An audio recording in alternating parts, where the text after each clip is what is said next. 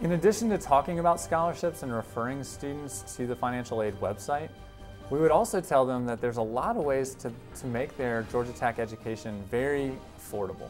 One of those is through the co-op and internship program, and Georgia Tech is actually the largest voluntary program in the country. Through the Division of Professional Practice, and I'm sure a lot of you all have had experience with this, students are able to work for a semester through an internship or multiple semesters through the co-op program and actually earn money while they're a student here at Georgia Tech. They don't pay tuition during those terms, but they are paid by the company. Salaries we've seen anywhere from $13 to $27 an hour. This is an excellent way for them to make their Georgia Tech education affordable and to offset some of the costs. In explaining how we make admissions decisions, and this is going to be one of the most commonly asked questions at a college fair, it's important to just highlight 4 basic points. The first of those is to talk to students about the GPA. One of the factors that we're going to consider in the admissions process are the grades that a student makes in classes and the type of classes that a student takes during their high school career. Remind them that we do recalculate all GPAs. We use a 4.0 scale where an A is worth 4 points, a B is worth 3, a C is worth 2, etc. We do add back in then half a point for classes that are taken on a more challenging curriculum level. So if a student takes, let's say, an AP chemistry class and they make a B in that, it would be worth 3.5 points rather than 3.0 for taking a regular class. It's not to say you need to get into great detail here, but reminding students that we do recalculated GPA and we look just at the core classes that they take is important. The core classes as we define them are English, math, social studies, science, and foreign language. Those are going to be the main classes that we're calculating into the GPA. What's competitive?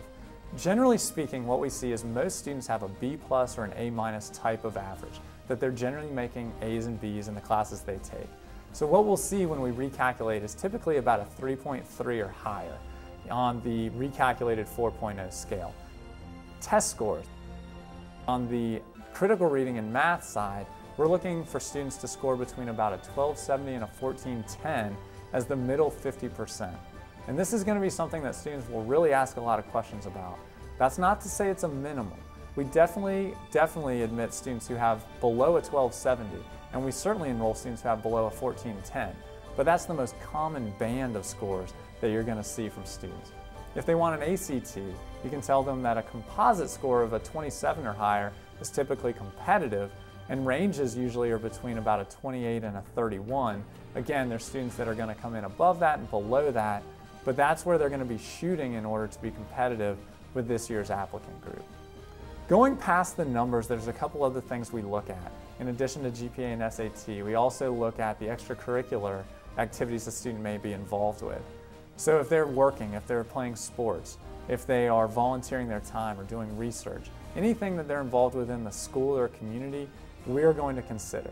So it's not a decision based purely on SATs or ACTs or on GPA, but also on the person beyond the student. And stressing that's very important to them because they'll start to look at these ranges and think they may not be competitive, or they may look at these ranges and say, I'll definitely get in, regardless of what I've done outside the classroom. And that's simply not the case. Lastly, we look at writing, and there's an admissions essay. There is one essay to write, and there are 2 prompts to respond to. They have their choice. And so you can certainly look at the application online. It's at apply.gatech.edu, and that's a very valuable website to point students to, apply.gatech.edu. To give you a little bit of an overview of that, we get about 10,500 applications a year. We end up admitting about 60% of the students who apply, and we ultimately enroll about 2,400 freshmen for the fall and 250 freshmen for the summer. There's 2 primary deadlines for students to apply to Georgia Tech. October 31st makes them eligible for the President's Scholarship, and January 15th is the ultimate deadline at which to apply for admission to Georgia Tech.